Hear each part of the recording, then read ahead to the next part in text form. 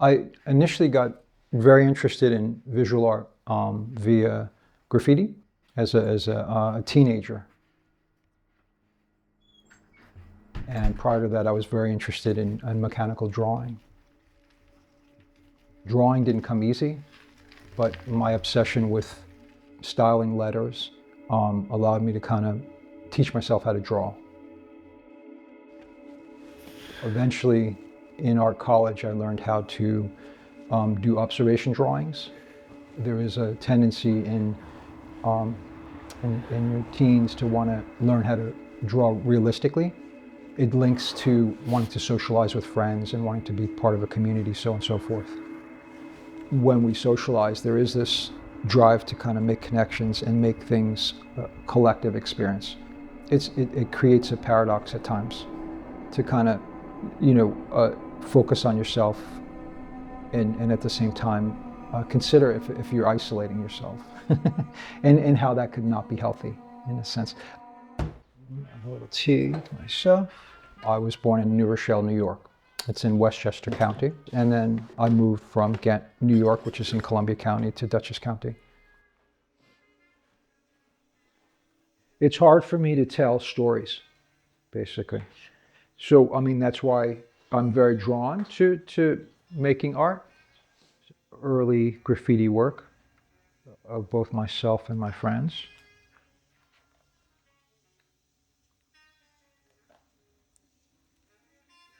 The train painting.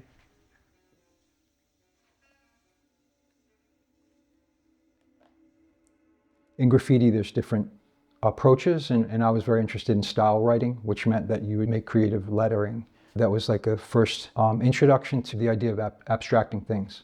My graffiti crew and I had a secret clubhouse, and we would go there pretty much daily to practice. My first alias as a graffiti writer was Daz, and then my second one was Gremlin. And it might be nice to see all of the sketchbooks in this one unit without me having to show you them or choosing to show them. The formal sketchbook in graffiti is called a black book. You're actually just more or less practicing to write on the wall. So it's just a preliminary sketch.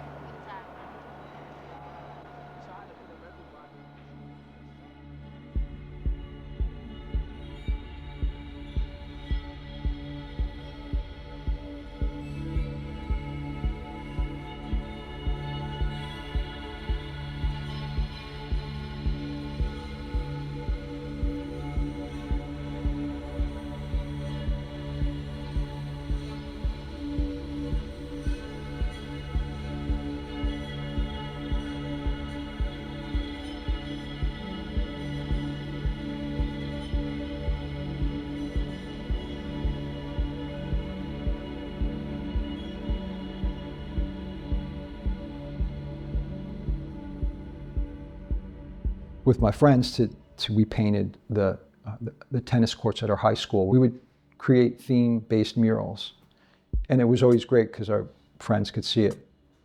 Prior to us painting, there wasn't much on those walls. I think the only thing that was on there was said no nukes, but it was sort of like in our minds almost preliminary to doing the real thing, which was to paint on a train.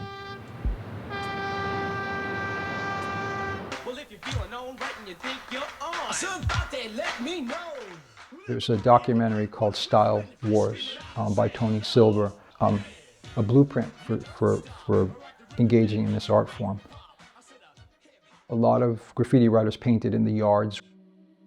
There's a thing called a layup, which is, it's an extra 2 tracks at a station, and they leave the trains there overnight.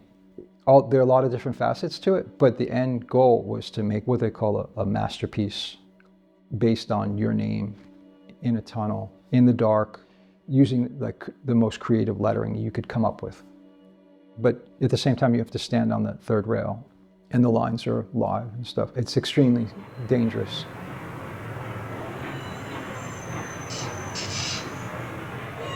But the obsession of creating this type of artwork was more powerful Sometimes they would have spent a very, like a whole a number of hours into, like throughout the night into the dawn. And at the time they had they would wash the trains periodically. And it wouldn't even make it out of the station. It would go, like they would just clean it. It's kind of a strange phenomenon in that, like, you'd question yourself why someone would put so much effort into something that might not last, that is inherently temporary. It seemed logical. It seems illogical now. I was experiencing imposter syndrome in the sense that it was an art form that started in New York City, and I was from the suburbs. But at the same time, fighting that and being like, it's for everyone, that type of thing. I wanted to be the best style writer I could be, like the most, the dopest. I think everyone engaged in it has a different motive. It's kind of essential that you work. It's not always the case, but like that you're part of a crew. I eventually became part of a graffiti crew in the Bronx called the Children of Destruction, and it was like a big deal. It was like a badge of honor. It was probably my obsession that kind of propelled me in that direction.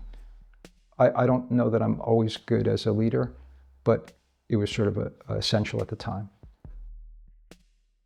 I was only a graffiti writer for 3 years, and I didn't want to get in trouble. It was at a point where I was doing a lot of it, but I was having issues with what they call can control, controlling my lines with spray paint. And for some reason, rather than to challenge myself, I stopped. Here is this is interesting. Here's a photo of me holding up my first abstract painting. In fact, in my first two, there are two different paintings. There's one, and the date of that painting is 1985.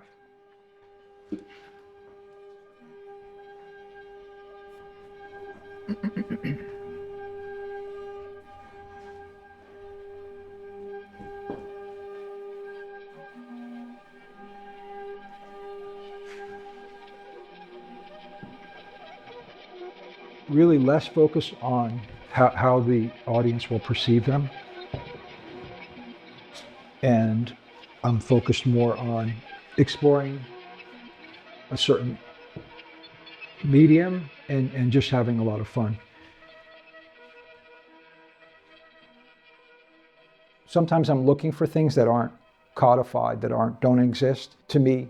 And then there are other times where I do want to create a balance where you're implying your main intention, but understanding and committing to the idea that it might not be received in that exact way.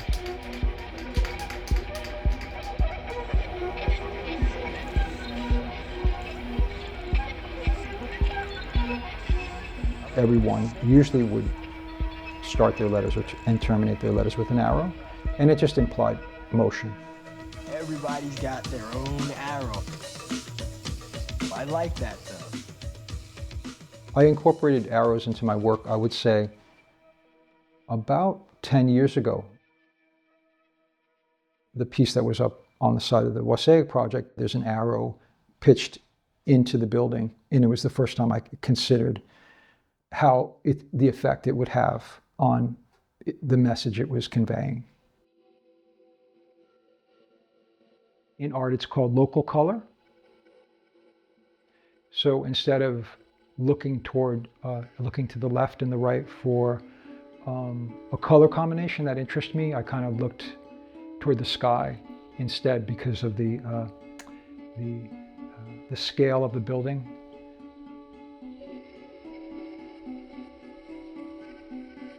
Layering of paint is a big part of the process of my art making. I have paintings where the general method is layering close to 25 to 30 layers in order to create a burnished surface.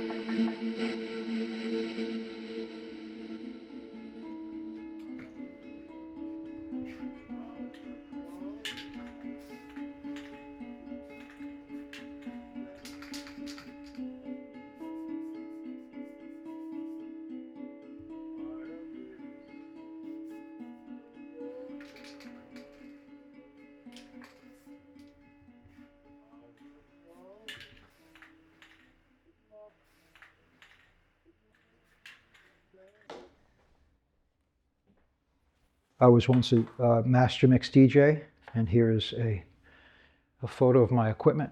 My dad kindly shared his den with me, and that was the space I practiced in. I grew up in a dance culture.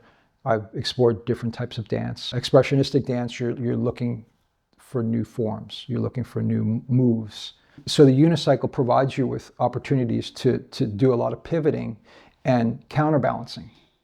So that's the balance that on the unicycle that actually is riveting for me. People ask me, like, could you do tricks? Achieving riding a unicycle in and of itself is a trick. Like, unicycling hasn't become a choreographed experience. That would be more of a performative aspect of my unicycling, rather than it being like this very specifically a self-fulfilling activity. It's incremental development of muscle memory. Like, I can't always remember what I did in this certain situation when I was pivoting or ready to fall, but yet I find my balance, and that is really fun to do, because there was a long period of time where I didn't have a specific activity to experience that, to create a symbiotic relationship connecting the mind and the body. I understand that there is no universal language, even though we have a system of grammar and writing that gets you very close. If I wanted possibly to get closer to sharing a narrative, maybe realism might suit me better in terms of speaking more specifically about what it is that I'm trying to say. I love the idea of having a powerful feeling and then just implying it rather than illustrating it.